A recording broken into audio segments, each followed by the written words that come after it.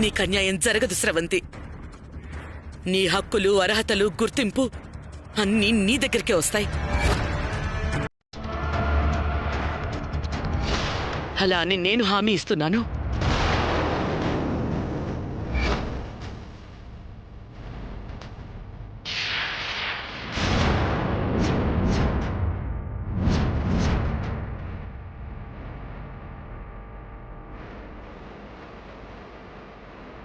అత్తే ఏంటి ఇంత హామీ ఇస్తున్నారు? ఏం చేయబోతున్నారు?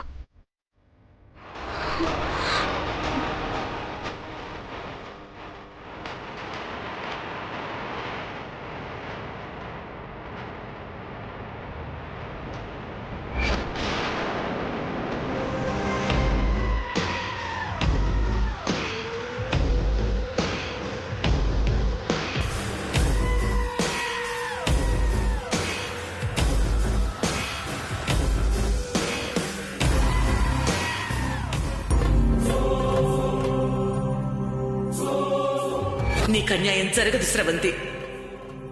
నీ హక్కులు, అర్హతలు, గుర్తింపు అన్నీ నీ దగ్గరికే వస్తాయి. అలా అని నేను హామీ ఇస్తున్నాను.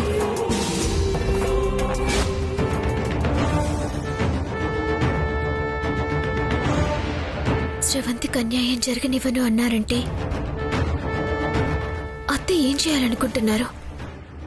ఆవిడ దృష్టిలో స్రవంతికి అన్యాయం అంటే ఆయన స్రవంతిని భార్యగా అంగీకరించకపోవడమే. అంగీకరించనని ఆయన ఖచ్చితంగా చెప్పేశారు కదా, ఇంకేం చేస్తారో?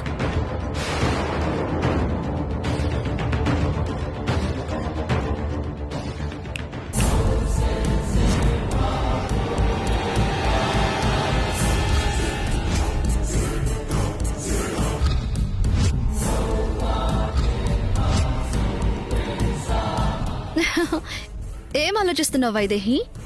ఇలా జరుగుతుందని అస్సలు ఊహించలేదు కదా? షాక్ అయిపోయావు కదా?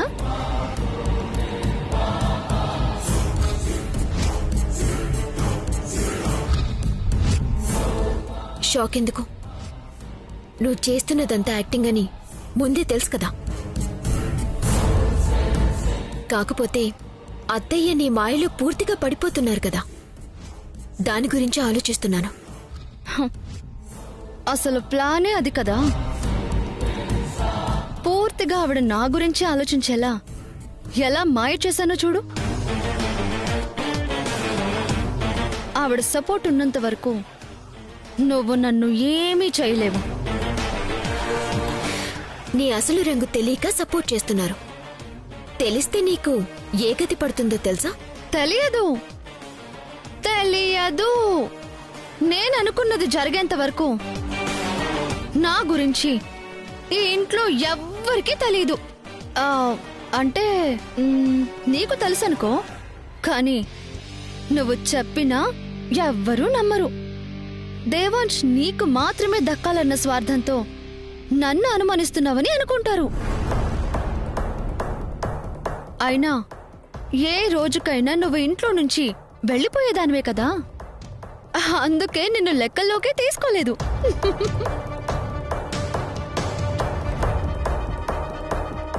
ఎవరు ఇంట్లోంచి వెళ్లిపోయేవాళ్ళో కాలమే నిర్ణయిస్తుంది. అబ్బా, ఆ కాలం ఇప్పుడు నా చేతిలో ఉంది. నేను ఏదనుకుంటే అదే జరుగుతుంది.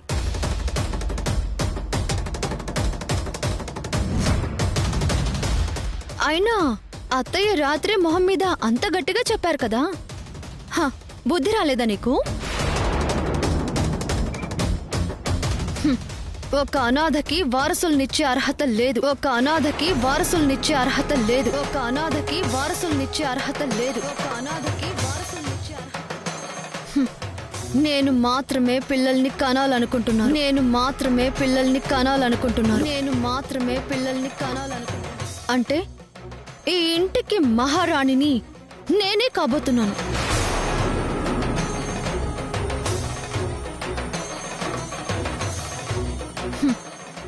అప్పుడు నీ స్థానం ఏంటో చెప్పక్కర్లేదనుకుంటా. అంతా మనం అనుకున్నట్టే జరుగుతుందనిపిస్తుంది. ఒక్కసారి కళ్ళు తెరిచి చూస్తే గాని అది కళ అన్న సంగతి అర్థం కాదు. కళ్ళ ముందే ఇంత జరుగుతుంటే ఇంకా కళ అంటావేంటి? ఇప్పుడు వెళ్తూ వెళ్తూ అత్తయ్య ఏమన్నారో విన్నావు కదా? ఎట్టి పరిస్థితుల్లో నాకు అన్యాయం జరగనివ్వను అని.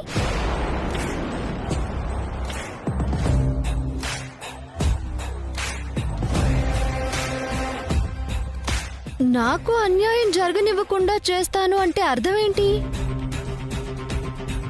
దేవాంష్ని నన్ను ఒక్కటి చేయడం.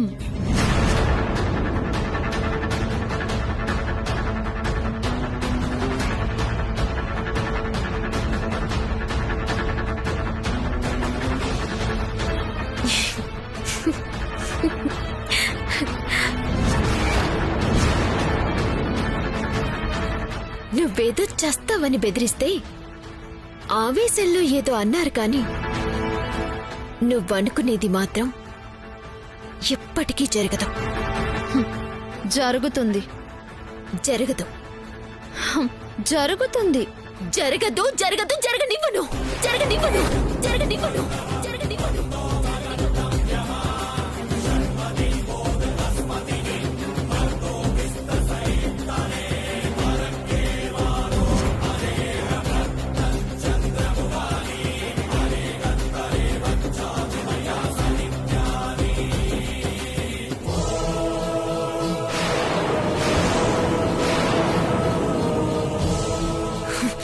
ఒక్కసారి జరిగినవన్నీ గుర్తు తెచ్చుకో. ఆస్తి నీ పేరున రాయించుకుందాం అనుకున్నావు. జరిగిందా? ఆఖరి క్షణంలో ఆగిపోయింది. కాదు, ఆపేశాను. తర్వాత శోభనం జరిపించుకుందామని ఆశపడ్డావు. జరిగిందా? ఆఖరి క్షణంలో ఆగిపోయింది. కాదు కాదు, అది కూడా నేనే ఆపేశానే.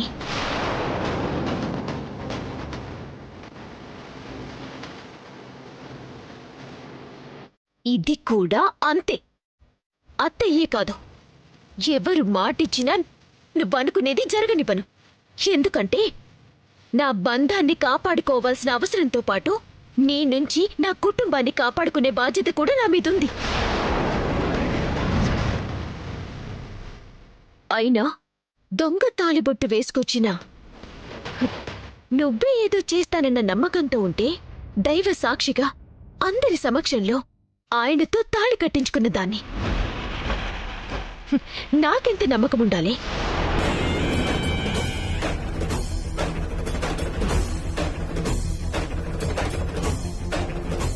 ఇది నా మెళ్ళో ఉండగా నీ ఆటలేవి సాగవు.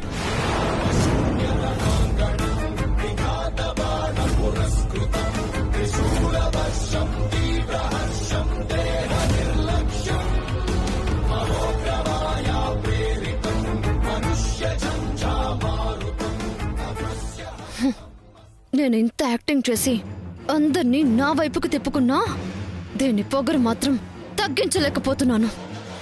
దాని పొగరుకి కారణం దాని మెళ్ళో ఉన్న తాళే కదా. నాది దొంగ తాళి ఏ రోజైనా బయటపడుతుందన్న నమ్మకంతోనే కదా అంత పొగరుగా ఉంటోంది నాతో. నేను కూడా దేవాంష్తో తాళి కట్టించుకుంటే ఎస్, అందరి ముందు దేవాంశ్ నా మెడలో తాళి కడితే గతం అబద్ధమని తెలిసినా ప్రస్తుతం నిజమని తెలుస్తుంది. నేను నిజమైన భార్యనవుతాను. ఈ వైదేహి అప్పుడేం చేయగలుగుతుంది? కానీ ఇప్పుడు తాళి కట్టించుకోవడం ఎలా? అడిగితే చిన్నప్పుడు కట్టాడు కదా, మళ్ళీ ఇప్పుడెందుకంటారు? ఇప్పుడేం చేయాలి?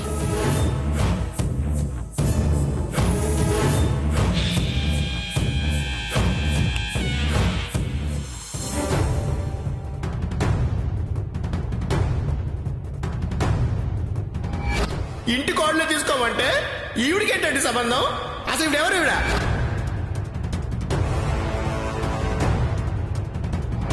ఈ రోజు వీడన్నాడు, రేపు ఇంకొకడు అంటాడు. పేరుకు మాత్రమే నేనేంటి కోడల్ని, కానీ ఈ ఇంట్లో విలువ లేదు, బయట గుర్తింపు లేదు.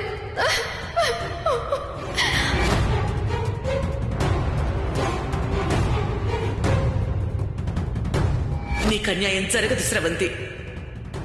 నీ హక్కులు, అర్హతలు, గుర్తింపు అన్నీ నీ దగ్గరికే వస్తాయి. అలా అని నేను హామీ ఇస్తున్నాను.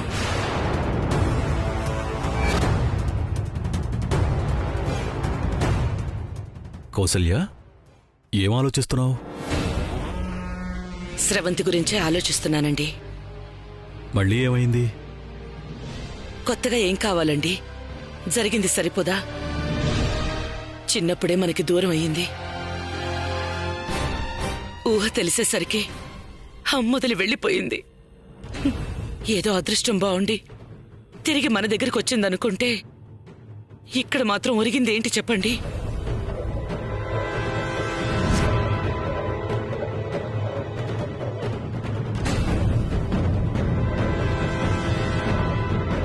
దేవాంశ్రేమో అసలు భార్యే కాదు అంటున్నాడు. చివరికి పనివాళ్లు కూడా స్రవంతికి ఈ ఇంటికి ఏ సంబంధం లేదు అన్నట్టే మాట్లాడారు. ఈ ఇంటి కోడలు, మేనకోడలు పడాల్సిన మాటలా ఇవి? ఎంత బాధపడుతుంటుంది. అందుకే నేనొక నిర్ణయానికి వచ్చాను. మీరు కాదనకూడదండి. ఏంటి కౌసల్య? ఎప్పుడో చిన్నప్పుడు దేవాంశ స్రవంతికి తాళి కట్టాడు కదా, అందుకే ఎవ్వరికీ తను మన కోడలని తెలియడం లేదు. తెలిసేలా చెయ్యాలి అంటే ఒక్కటే దారి.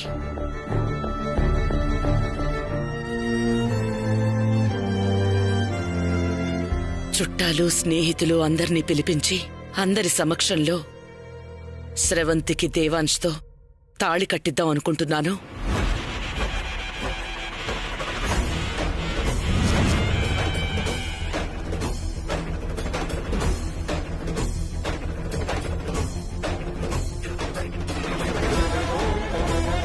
వాళ్ళిద్దరికీ మళ్ళీ పెళ్లి చేస్తే మంచిదనిపిస్తోంది.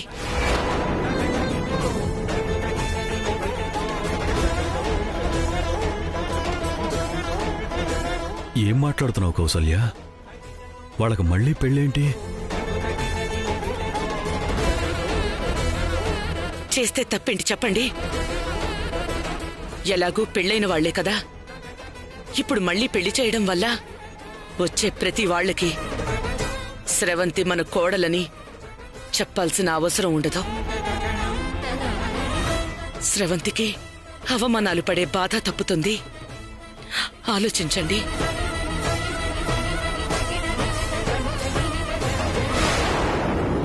కలా నిజమా? నేను దేవాంశ్తో తాళి కట్టించుకోవడానికి ఏం ప్లాన్ చేయాలా అని ఆలోచిస్తుంటే అత్తయ్య అదే ఆలోచిస్తుంది. అంటే నా యాక్టింగ్కి అంతలా పడిపోయిందన్నమాట. ఇదే కదా నేను కోరుకునేది. వెతకబోయిన తీగ కాలికి తగలడం అంటే ఇదే. నువ్వు చెప్పేది నిజమే కౌసల్య, కానీ మీరేదైనా అడ్డు చెప్పే ముందు నేను చెప్పేది పూర్తిగా వినండి. రేపెప్పటికైనా మీ చెల్లెలు శాంతి ఇంటికొస్తే ఈలోగా వాళ్ళు వీళ్ళు అనే మాటలు తట్టుకోలేక స్రవంతి ఏదైనా అఘాయిత్యానికి పాల్పడితే అప్పుడు మీ చెల్లెలికి మీరేం సమాధానం చెప్తారు?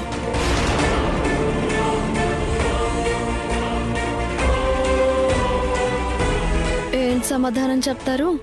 ఒప్పుకొని తీరాల్సిందే. చెప్పండి. అన్నయ్య, నిన్ను నమ్ముకున్న నా కూతురు నీ ఇంటికొస్తే నా కూతుర్నే నాకు లేకుండా చేశావా అని అడిగితే ఏంటి మీ సమాధానం?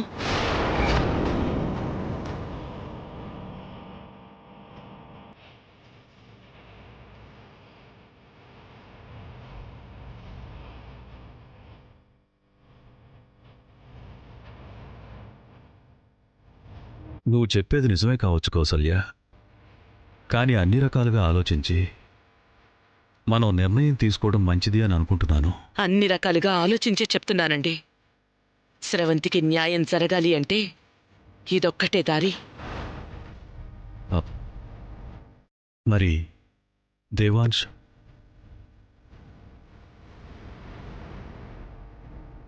ఒప్పుకుంటాడు. వాణ్ణి ఒప్పించే పూచి నాది.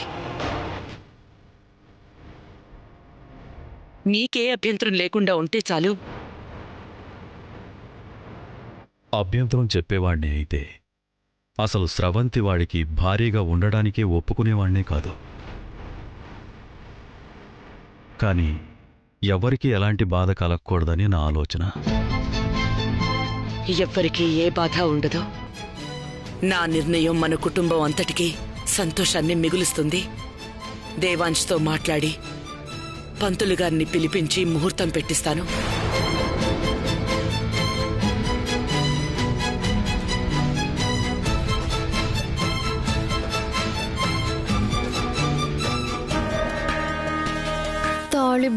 తాళిబొట్టు అని ఎగిరావు కదా వైదేహి. ఇప్పుడు నా మెడలో కూడా దేవాంశ్ తాళి కట్టబోతున్నాడు. దీన్నెలా ఆపుతావో నేను చూస్తాను.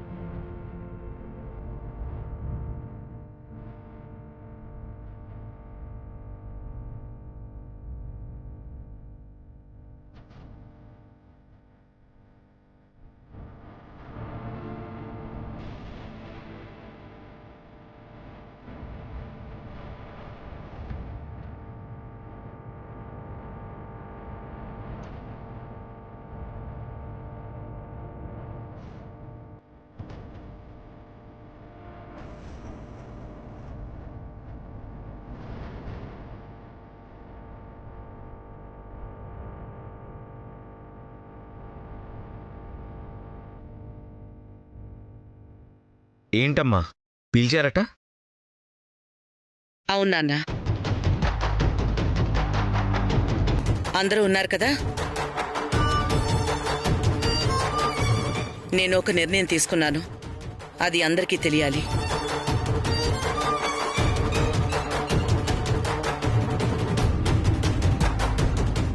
దేని గురించమ్మా?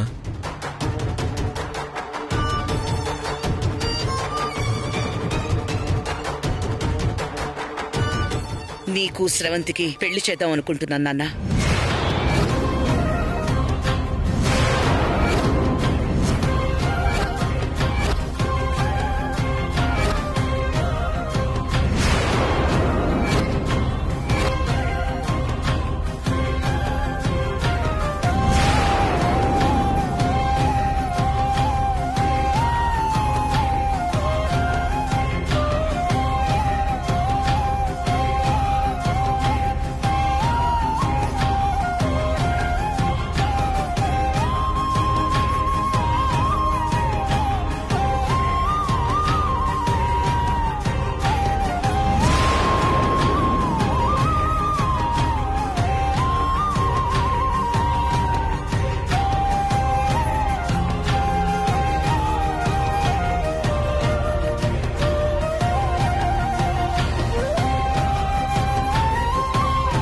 ఏం మాట్లాడుతున్నావు అమ్మా? మాకు పెళ్ళేంటి? నీకు అవసరం లేదు నాన్న. ఎందుకంటే మీకు చిన్నప్పుడే అయిపోయింది కదా. కానీ ఆ సంగతి ఊళ్ళో వాళ్ళకే తెలియడం లేదు. ఈ ఇంటికి స్రవంతికి ఏంటి సంబంధం అని అడుగుతున్నారు.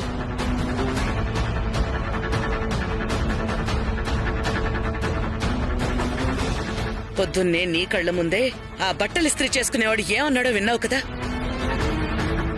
ఒక బంధం సరిగా లేకపోయినా, ఉన్న బంధం గురించి తెలియకపోయినా ఇదిగో ఇలాంటి అవమానాలే ఎదుర్కోవాల్సి వస్తుంది.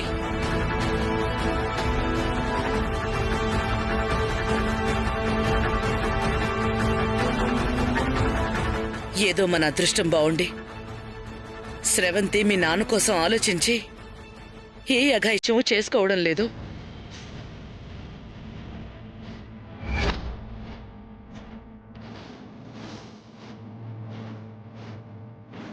అదే జరగరంది జరుగుంటే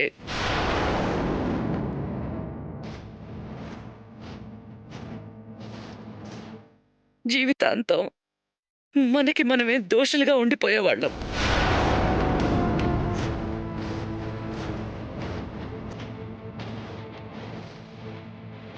అలాంటి పరిస్థితి మనకి రాకూడదు నాన్న. అందుకే ఈ నిర్ణయం తీసుకున్నాను. ఎవ్వరూ నా కోడల్ని వేలెత్తి చూపకుండా చూడాలి.